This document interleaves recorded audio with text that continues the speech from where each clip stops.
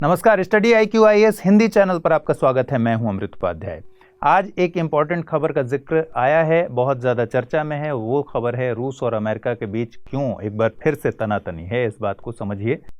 Britney की वजह से रूस और अमेरिका एक बार फिर आमने सामने हैं और आपको बिल्कुल नहीं सोचना है कि ब्रिटनी स्पीयर्स की वजह से रूस और अमेरिका क्यों आमने सामने आ गए, क्योंकि ये ब्रिटनी स्पीयर्स नहीं है बल्कि ब्रिटनी ग्राइनर हैं। ब्रिटनी ग्राइनर 31 साल की एक बास्केटबॉल खिलाड़ी हैं जो अमेरिका के बहुत स्टार रेटिंग खिलाड़ी हैं। मतलब 2 बार यूएस के ओलंपिक जो चैंपियनशिप जीता है यूएस ने, उस टीम का हिस्सा रही हैं। गोल्ड मेडल जीता जो जिस टीम ने, उस टीम का हिस्सा रही हैं और बहुत ही प्रख्यात खिलाड़ी हैं। हुआ यूं कि ग्राइनर गई एक क्लब के लिए खेलने रशिया, और रशिया में 17 फरवरी के दिन जब एयरपोर्ट पर उतरी तो उनके सामान में कैनबिस, या जिसको आप भांग कहते हैं, हशीश ऑयल, उसके कुछ सामान में हशीश ऑयल कुछ मिला, थोड़ी ही मात्रा में मिला। लेकिन क्योंकि रशिया में ये बैन है तो रशिया ने उनको डिटेन कर लिया। 17 फरवरी को डिटेन किया गया और अब जाकर फैसला ये आया है कि ब्रिटनी ग्राइनर को 9 साल की जेल की सजा हो गई है। इसी बात पर रशिया और अमेरिका एक बार फिर से आमने सामने हैं। तो आइए समझते हैं कि क्या हुआ और क्यों ये तनातनी है और क्या इसके परिणाम होंगे। चलिए, जैसा आप देख पा रहे हैं, रशियन कोर्ट ने सेंटेंस दिया है। ठीक है, जैसा आप देख पा रहे हैं कि Russian court sentences US basketball star Brittney Griner to 9 years in jail. तो बास्केटबॉल की ये खिलाड़ी रही हैं और इनको 9 साल की जेल की सजा सुनाई गई है। अमेरिका कह रहा है, और ये कोई छोटा मोटा मामला नहीं है, इस बात से अंदाजा लगाइए कि इस पर जो बाइडेन का स्टेटमेंट आ चुका है। जो बाइडेन ने कहा है कि रशिया का ये जो अप्रोच है ये ठीक नहीं है और वो हर संभव कोशिश करेंगे ग्राइनर को छुड़ाने के लिए, ठीक है, रिहा कराने के लिए।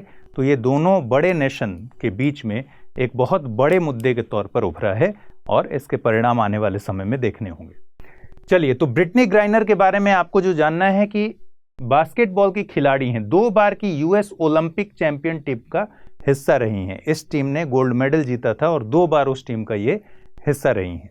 31 साल की उम्र है। 2021 में WNBA women national basketball association ने एक लिस्ट जारी किया और WNBA के इतिहास में 25 सर्वश्रेष्ठ लोगों को चुना गया, जिन खिलाड़ियों को चुना गया उनमें इनका भी नाम था। तो इससे अंदाजा लगाइए कि ये कितनी बड़ी खिलाड़ी हैं।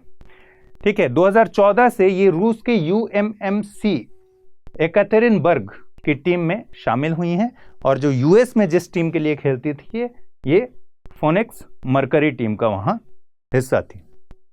तो अब आपके दिमाग में आ रहा होगा कि भाई यूएस की स्टार खिलाड़ी रशिया में क्यों डिटेन हुई। उसका जवाब इस स्लाइड में छिपा हुआ है।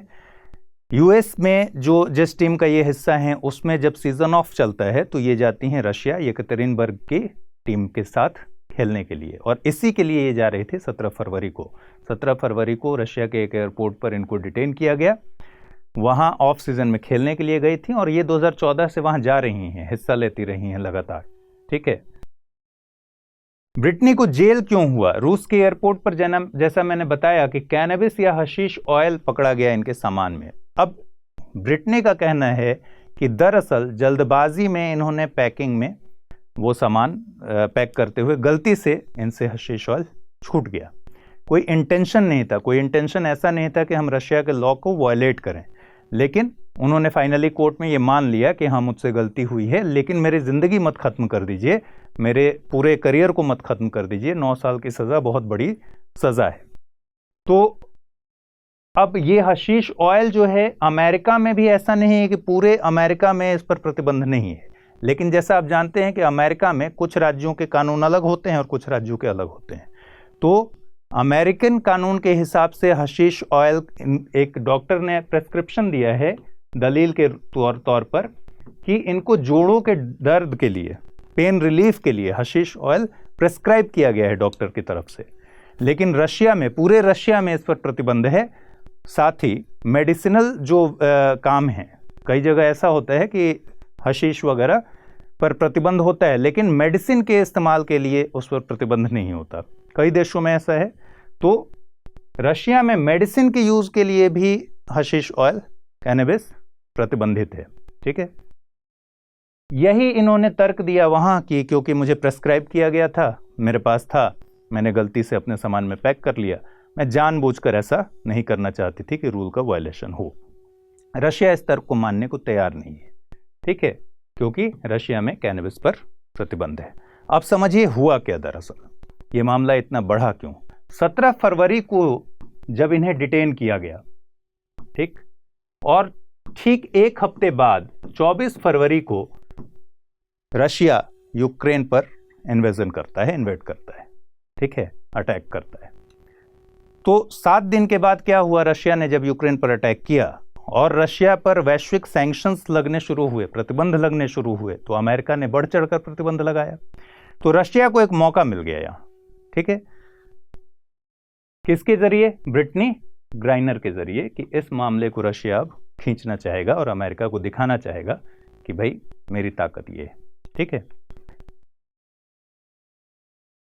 अमेरिका अब कह रहा है कि भाई ब्रिटनी को अवैध तरीके से, इलीगल तरीके से डिटेन किया गया, और रशिया कह रहा है कि अमेरिका हमारे लॉ का सम्मान नहीं करता, हमारे लॉ का माखौल उड़ा रहा है कि भाई किसी ने हमारे लॉ को वॉलेट किया और अमेरिका उसको सपोर्ट कर रहा है। अमेरिका का कहना है कि कितने गलत तरीके से रशिया ने ब्रिटनी को डिटेन करके रखा जिसकी ज़रूरत नहीं थी, ठीक है।